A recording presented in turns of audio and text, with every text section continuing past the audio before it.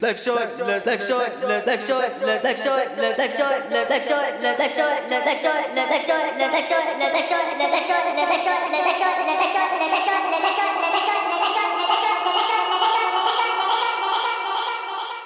Hey, I'm back. This is Chandler for Melter Production, and today I'm going to show you how you can make a repeating vocal build-up effect in MSoundfactory. This is quick, easy, and hopefully it will be useful.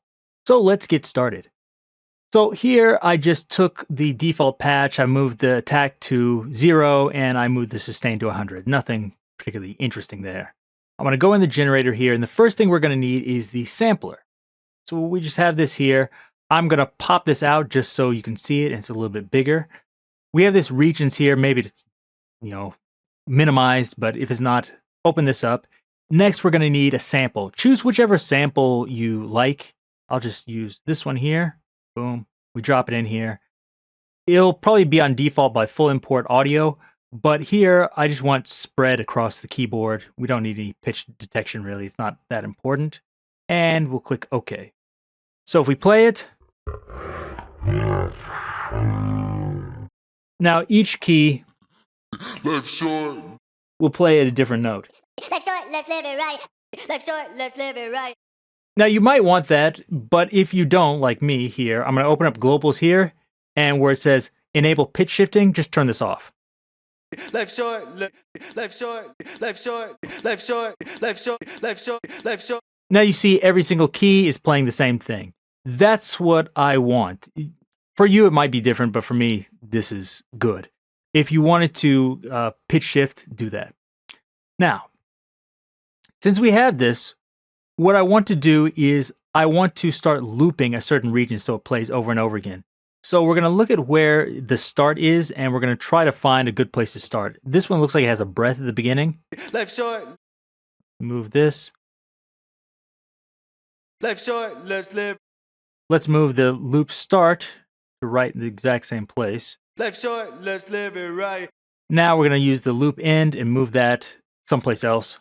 Life short, life short, life short, life short, life short, life short, life short, life short, life short, life short. So it seems like it ends between 750 and like 800 something. Now I want this to be kind of a musical value. So what we need to do is figure out how long is a quarter note, eighth note, etc. for our song. Now, of course, there's other apps out there that'll do this for you. But if you really want to know, an easy way to do it is just open something here like delay tap. Look at it over here. And then we can just double click it and it will show you here. Sync to your song. So we have 428. We have 875. Let's try 428. So we have 428. Actually, what was that? 428 point something. 428.5. Okay. Or 429. So that's what I want to get this value, but it's a little bit difficult because the loop start and loop end, are they actually, matched up? So loop start is 120. Actually, easy way to do this. We're going to go into, I believe, the menu here, and we have sample grid editor here. Now here we have lots of advanced features, but more importantly, if we pull this over, you see it starts at 192, and then we need to take that other value and subtract that from it.